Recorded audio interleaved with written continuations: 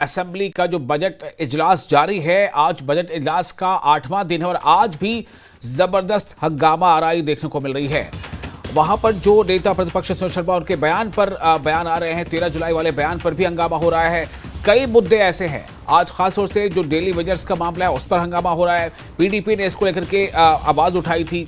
नेता प्रतिपक्ष सुनील शर्मा के बयान पर जो है उस पर भी बयानबाजी हुई है। तो 13 जुलाई वाले बयान को लेकर के भी आज हंगामा हो रहा है। हालांकि आज ऐसी तवक्को की जा रही थी कि आज बजट पर चर्चा जो है वो जारी रहेगा और साथ ही साथ आज चीफ मिनिस्टर उमर अब्दुल्ला को इस पर अपना जवाब देना था। बजट पर चर्चा का जवाब चीफ मिनिस्टर को देना था, लेकिन इस वक्त जो हंगामा वहां हो रही है और इससे हालांकि पहले से ही इस बात का अंदेशा था, इस बात के आसार थे। के साथ इंसाफ होना चाहिए। सर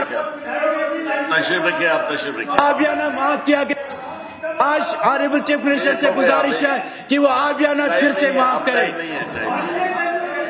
टाइम नहीं है, आप नो टाइम कोई टाइम नहीं है। बस जो स्पीकर है अब्दुल रहीम राथर लगातार वो स्पेसिफाई करने की कोशिश कर रहे हैं। जितने भी मेंबरान हैं वो कोशिश कर रहे हैं कि वक्त के अंदर तमाम जो महदूद वक्त, आप देखिए स्पीकर खुद खड़े हो गए।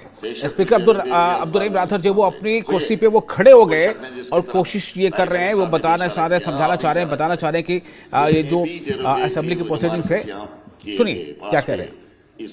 पिछले 4-5 मिनट में अनपार्लियामेंट्री लैंग्वेज जो इस्तेमाल हुई, मैं उसको कार्रवाई से हज़फ करता हूं।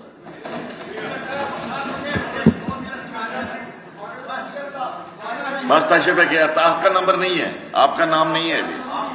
कार्रवाई से हज़फ किया जाएगा इसे जो अनपार्लियामेंट्री जावेद इकबाल साहब लैंग्वेज या जो वर्ड्स इस्तेमाल हुए हैं उन्हें हज़फ किया जाएगा, उन्हें स्पंज कर दिया जाएगा जल्दी। बस इसके बाद आपकी बारी आती है। स्पीकर साहब, रूल वही कहता है जो मैं कह रहा हूं। कह दिया मैंने कह दिया। चलो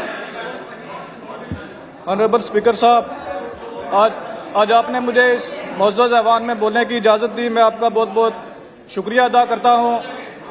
हमारे साथी तनवीर सादक साहब ने परसों अपनी स्पीच में इस हाउस के तकद्दस के बारे में, इसकी पावर और हिस्ट्री के बारे में बताया, तो मेरा ख्याल भी गया कि इस हाउस के, इस ऐवान के मेंबर शेर कश्मीर शेख अब्दुल्ला साहब होते थे, हजरत निजामुद्दीन औलिया साहब होते थे, और मुझे बड़ा फख्र महसूस हो रहा है कि बुद्दल की अवाम ने चुन के मुझे भी उसी हाउस का मेंबर बनाया है।